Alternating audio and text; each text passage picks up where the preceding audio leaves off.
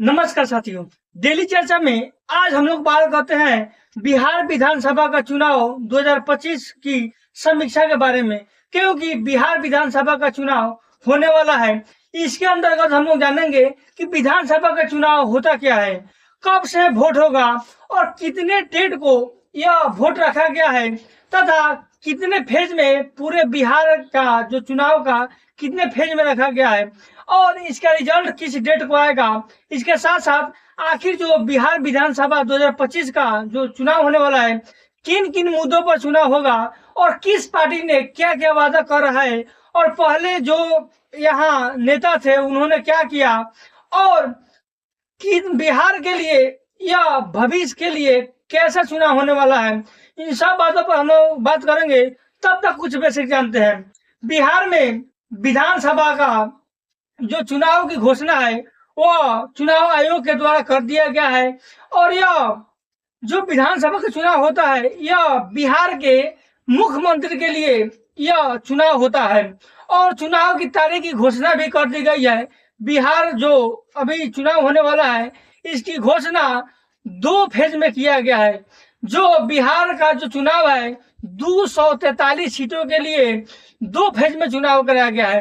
पहला फेज का जो मतदान होगा वह 6 नवंबर को 121 सीट के लिए होगा और जो दूसरा फेज का मतदान होगा वह 11 नवंबर को होगा 122 सीट के लिए और जो दूसरा फेज का सब जो होगा मतदान होने के बाद मतगणना आएगा, रिजल्ट आएगा, वह आएगा 14 नवंबर को। मतलब बिहार का जो चुनाव संपन्न 2 फेज में होगा और 14 नवंबर को पूरा बिहार का चुनाव का रिजल्ट आ जाएगा कि कौन सा पार्टी ने बिहार में सरकार बना और उसके द्वारा बिहार का भविष्य के निर्धारित किया जाएगा।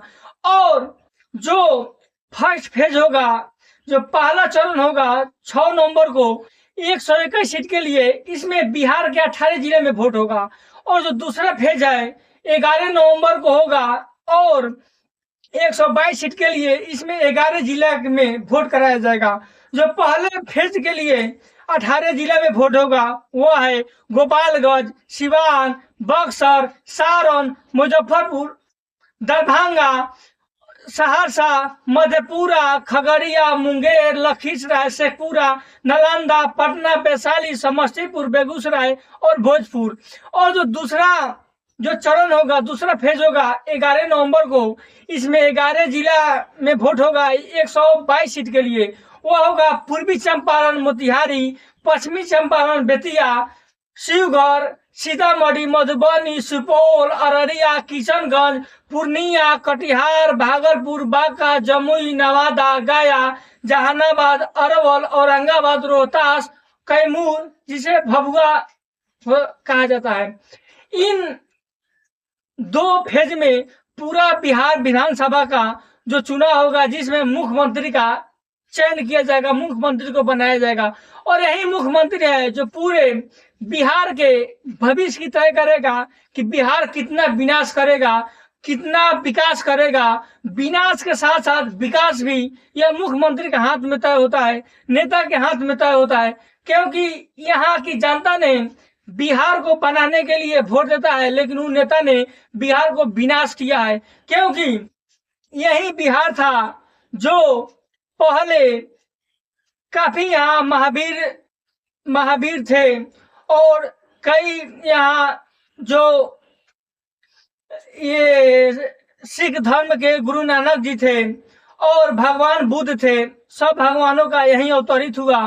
और जो पुराने जमाने में नालंदा विश्वविद्यालय था जो देश के साथ साथ बिहार के साथ साथ देश के साथ साथ विदेश से भी यहाँ लोग आते थे पढ़ने।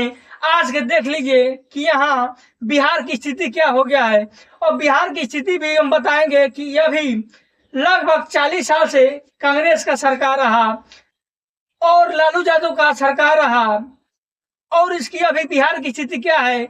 बीजेपी का भी गठबंधन का सरकार रहा लेकिन बिहार अभी कितना पीछे है, इन सब बात पर जो यह जो चुनाव है जो कुछ ही दिन में होने वाले हैं, चुनाव प्रचार शुरू हो गया है और कई जगह नामांकन भी फाइनल हो गया है, कुछ कुछ जगह पर बाकी है जो शुरू है। यह जो चुनाव है वो बिहार के लिए बेहद जरूरी है, क्योंकि इस चुनाव के द्वारा ही बिहार का भविष्य तय होगा कि बिहार विकास करेगा कि विनाश करेगा।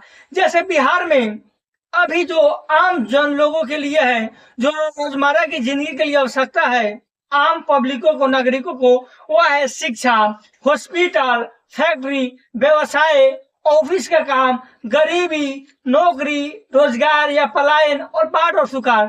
इसकी स्थिति यह है कि शिक्षा का पहले हम बात करते हैं। बिहार में शिक्षा का स्थिति यहाँ बदतर हो गया है कि स्कूल में जाइए तो वहाँ शिक्षक है तो लड़का नहीं, लड़का है तो शिक्षक नहीं, और दोनों है तो वहाँ पढ़ाई नहीं। क्योंकि बिहार में सबसे ज्यादा वोट की जो शिक्षा का स्थिति इतना असर गिर गया है कि यहाँ लोग पढ़ने के लिए दिल्ली जा रहे हैं, दूसरे दूसरे कोटा जा रहे हैं। बिहार में दिनों दिन शिक्षा का स्तर काफी नीचे गिर रहा है, जिसके कारण गरीबी को उभरने में काफी दिक्कत हो रहा है। हॉस्पिटल है, कहीं भी हॉस्पिटल में जाइए वहाँ गरीब के इलाज के लिए कहीं वहाँ मशीन नहीं है तो कोई डॉक्टर नहीं है, अगर डॉक्टर है तो दवाई नहीं है, अगर दवाई है तो हॉस्पिटल में काफी ज्यादा घूस लिया जा रहा है। वहाँ काफी बदतर स्थिति बना हुआ है। जो फैक्ट्री का बात है, अभी तक बिहार में कोई ऐसा फैक्ट्री नहीं है जहाँ बिहार के लोगों को यहाँ काम करने का मौका मिले।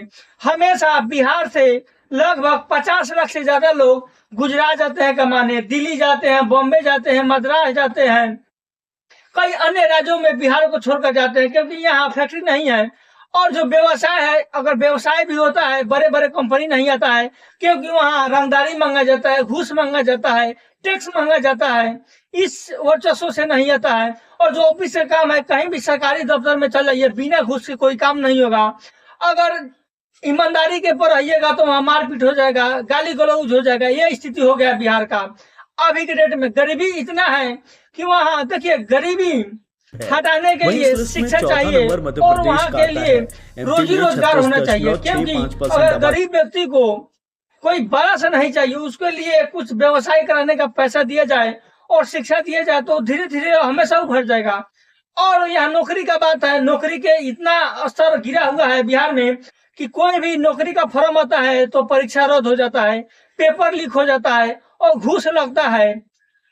और जो रोजगार है वो दिनों दिन स्तर गिरते जा रहा है। सरकार का जितना पैसा आता है वो विदेश में अपना फैक्ट्री खोलता है, बाल बच्चे के लिए सोचता है, यहाँ भ्रष्टाचार होता है, सब पैसा हड़प लेता है नेता सब अपने भविष्य के लिए। और जो यहाँ पलायन है, सबसे बड़ा मुद्दा है बिहार के लिए, शिक्षा, रोजगार और पलायन। पलायन का मतलब होता है कि बिहार से छोड़कर जगह जगह लोग जाते हैं, गुजरात जाते हैं, दिल्ली जाते हैं, बॉम्बे जाते हैं, तमिलनाडु जाते हैं कमाने के लिए। वहाँ रो रो कर कमाता है लोग, क्योंकि बिहार में उस तरह का व्यवस्था नहीं है। और यहाँ बाढ़ और सुखाड़ भी काफी यहाँ बड़ा मुद्दा है, क्योंकि बिहार में हमेशा कोई न कोई ऐसा क्षेत्र है जहाँ पूरा बाढ़ में डूब जाता है, पूरा सुखाड़ में डूब जाता है। और ऐसा सिस्टम होना चाहिए बाढ़ सुखाड़ के लिए कि जिस तरह पूरा सरकार एनएच बढ़ाता है, एनएच रोड रहता है, ठीक उसी प्रकार एक प्राइवेट या सरकारी एक नहर बना दे, जहां जितने भी बिहार में बाढ़ आता है उसको एक जगह पानी को एक नाला में एक रास्ता के द्वारा उसमें पानी आए, जहां जहां अगर सुखाड़ हो वहां इस पानी को भेजा जाए, उसका प्रबंधन होना चाहिए तो बिहार और विकास करेगा। यहाँ बाढ़ में डूब जाता है, उस पानी कहीं जाए उसको कोई मतलब नहीं है।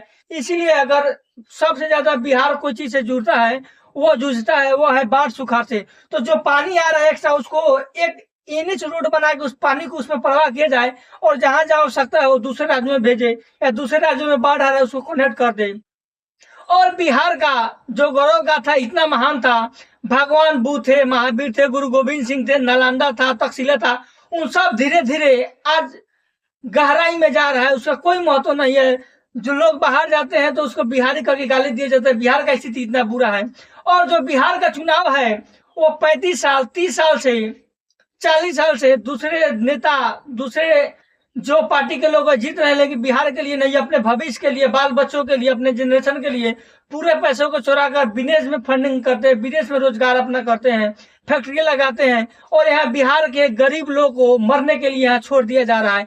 आखिर सब बिहार का ही तो पैसा है, जनता का ही पैसा है, लेकिन यहाँ जनता के अधिकार नहीं दिया जा रहा। अधिकार करने पर उसको लाठीचार्ज किया जा रहा है, उसके यातनाएं का सामना कर रहा है। अब की बिहार का जो चुनाव है, इसमें काफी राजनीतिक दल फिर वोट मांगने के लिए आएंगे। जैसे राजद आएंगे, लालू यादव का पार्टी है जो 15 साल शासन किया, तब तो बिहार का स्थिति ऐसा है। जदयू है जो नीतीश का सरकार है, 20 साल शासन किया, अभी बिहार का स्थिति आप लोग देख लीजिए, कहीं भी देख लीजिए, कहने की क्या बात है। और जो भाजपा का सरकार है, 10 साल से गठबंधन है, फिर इस बार वोट के लिए आएगा। और जो एक नया बिहार में एक नया क्रांति के तौर पर, एक नया अभियान की तरफ एक नया पार्टी बना है, जन सुराज, जिसके सूत्रधार है प्रशांत किशोर, उन्होंने 3 बातों का सबसे ज्यादा जिक्र कर रहा है कोई भी चुनावी में। वो कह रहे हैं शिक्षा के लिए, रोजगार के लिए और पलायन के लिए। देखिए, बिहार के चुनाव में 2 ही काम करे, लेकिन अच्छे ढंग से करे। जरूरी नहीं है कि जो नेता है, नेता तो बहुत कुछ बोलेंगे। जैसे चुनाव आया, लालू यादव के बेटा ने बोला, देखिए चुनाव में कई ऐसे नेता है जो अपना चुनावी माहौल बनाने के लिए कुछ भी बोल देते हैं। जैसे लालू यादव का बेटा भी तेजस्वी ने बोला कि बिहार के हर परिवार को सरकारी नौकरी देंगे यदि मेरा सरकार बना तो। जो आंगनबाड़ी है, सेविका है, सबको पक्का नौकरी करेंगे। जो विकास का कुछ और करेंगे, सबको परमानेंट करने की बात कर रहे हैं। जबकि ऐसा कोई मिशन नहीं है, उसको खुद जानकारी नहीं है कि 3 करोड़ परिवार है, 14 करोड़ की जनसंख्या है, 3 करोड़ परिवारों को रोजगार कैसे देंगे, नौकरी कैसे देंगे। हालांकि यह चुनावी मुद्दा है, हर नेता चुनाव में बड़ा बड़ा भाषण करते हैं। और जो नीतीश है, जो 10,000 औरतों को दे रहे हैं, बिजली फ्री कर रहे हैं, नौकरी का बोल रहे हैं कि 10 लाख नौकरी देंगे, 1 करोड़ देंगे, कुछ और तरह तरह की योजनाएं वोटरों को लुभाने के लिए दे रहा है। लेकिन सबसे बड़ा बात है बिहार में जाति, धर्म और विकास, ये सबसे ज्यादा बिहार को नीचे गिरा रहा है। इसे उभर कर लोगों को सोचना चाहिए। और जो प्रशांत किशोर है, उनका चुनावी मुद्दा है शिक्षा, रोजगार और पलायन। ये सही बात है कि कोई भी बड़ा बनता है तो सबसे पहले छोटे लेवल से ही सुधार करना रहता है। जब छोटा लेवल सुधार हो जाएगा तो बड़ा के लिए ऑटोमेटिक बड़े बड़े प्रोजेक्ट और रास्ता खुल जाएंगे। बिहार से लगभग 50 लाख जो दूसरे राज्य में जाते हैं नौकरी करने, वो गरीबी, रोजमर्रा की जिंदगी, गाड़ी बस सुनकर करता है, क्यों नहीं उसको बिहार में व्यवस्था किया जा रहा है। और जो बिहार के चुनावी है, बड़े बड़े ताकत काफी ज्यादा वोट करेंगे। देखिए, नेता का मतलब होता है कि करे उसी पर विश्वास करे, कहने के लिए कुछ भी कह देगा। लोग कहेगा कि हम चांद पर चल जाएंगे, ये करेंगे, वो करेंगे। लेकिन बिहार में ऐसा ही चुनाव को माहौल बनाने के लिए बड़े बड़े घोषणा करें, लोग उसी में चल जाते हैं, क्योंकि बिहार का वोटर उतना जागरूक नहीं है अपने अधिकार के लिए। और बिहार 3 चीज से काफी ज्यादा प्रभावित है, वो है जाति, धर्म और विकास।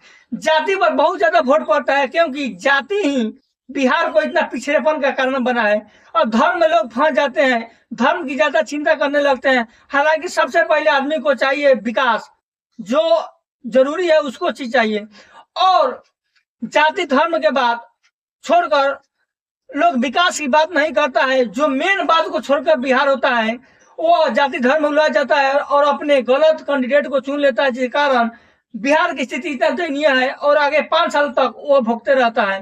जैसे मोदी भी आते हैं, बड़े बड़े जो भाजपा के इतना बड़े नेता है, बिहार में आते हैं, फैक्ट्री का बात नहीं करते हैं, रोजगार का बात नहीं करते, नौकरी का बात नहीं करते, तो कहीं कहीं का बात आगे करते हैं। और उसी में बिहार का वोटर पड़ जाते हैं, जिस कारण इसकी दशा इतना होता है। और बिहार के वोटरों से हम यही निवेदन करेंगे कि अपने अधिकार के लिए जो खड़ा हो, जिस पार्टी से हो, उन्हीं को ईमानदार से चुने, ताकि आपके जो आवश्यकता चीज चाहिए उसको दे। ये नहीं कि नेता के बातों में आ जाए, जात में आ जाए, धर्म में आ जाए। जात धर्म तो जरूरी है, लेकिन सबसे पहले आपको चाहिए विकास। विकास होगा तो हर जाति के लिए होगा, हर धर्म के लिए होगा। ऐसा नहीं है कि विकास होगा तो सिर्फ एक धर्म के लिए होगा, एक जाति के लिए। आप लोग बिहार से निवेदन है कि इस बार बिहार का अच्छे से फैसला कीजिए, ताकि बिहार विकास करे और अन्य देशों के में जो राज्य अग्रणी है वहां बिहार स्थापित हो और बिहार का नाम रोशन हो। धन्यवाद।